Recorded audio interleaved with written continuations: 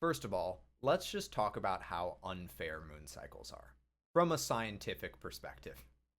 So, during your moon cycle, you shed your uterine lining. But the way that you shed your uterine lining is that your uterine lining goes through something called necrosis, which is literally the death of a part of the body. When someone gets frostbite, the part of their body that gets frostbite goes through necrosis. It is an extraordinarily painful process to go through necrosis. And the really weird thing is that no other part of our body naturally goes through that process other than the uterine lining.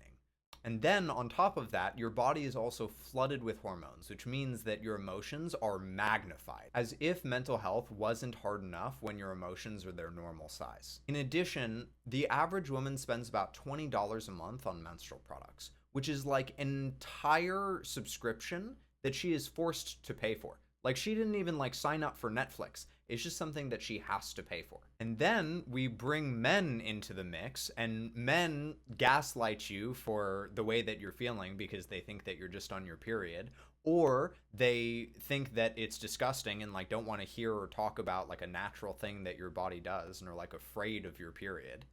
And so it is just unfair and hard and a pain to go through. So what I'd like to do in this section is provide some ways to work with your moon cycle in a more harmonious way. So the first cool thing, I know that sounds absolutely crazy that there could be a cool thing about moon cycles, but the first cool thing about moon cycles is that when I use the term moon cycle, I don't just mean your menstruation period. I mean the entire cycle that you go through throughout the month. Now, everyone ultimately has cycles that they go through throughout the month, whether they are male or female. But what is cool about moon cycles is that it provides you a very natural clock to show you sort of where you are in your cycle.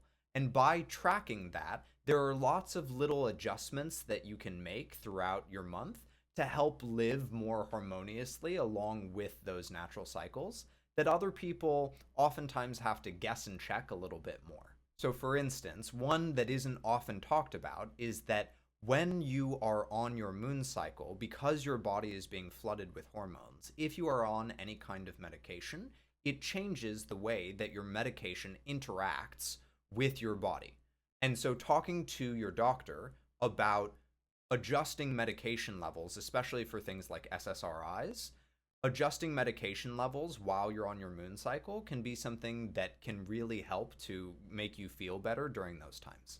Now, important reminder that I am not a medical professional, so please do consult your doctor before making any changes to your medications, because you can really harm your body if you're not careful. Another cool thing about moon cycles is that because your emotions are magnified during this time, which normally is, just a huge pain in the ass, it can be a great time for reflection because the emotions are larger and therefore easier to see. And like I've said a few times, women are often made to feel small. And so coming back to the sort of thesis statement of this course about empowerment, I think that moon cycles are a great time to take the space that you need and deserve. There are so many ways that women are told to not listen to their bodies and feelings, and moon cycle is an excellent time for you to listen to yourself. Whether it is listening that you need to rest, listening that you really need a treat, whatever it is, taking that time to listen to your body can really help to empower you. There are also lots of really great yoga routines that you can do to help with pains that you have during your period. What I like about yoga during moon cycles is that yoga was designed as a practice that is not only meant to work on your physical body, but also on your energetic body. And like I said earlier, moon cycles are this interesting combination of physical and emotional. And so I think that yoga is actually sort of a perfect complement to moon cycles. And I'm not talking about doing downward facing dog and warrior 2, warrior 3. I'm not talking about doing all of those flow-based poses. I'm talking about doing yin yoga. Yin yoga is seated postures that you hold for long periods of time, and it can be very relaxing and healing, especially during moon cycles. So, next time you are on your moon cycle, there are 3 things that I would recommend. Thing number 1 is take some time for reflection.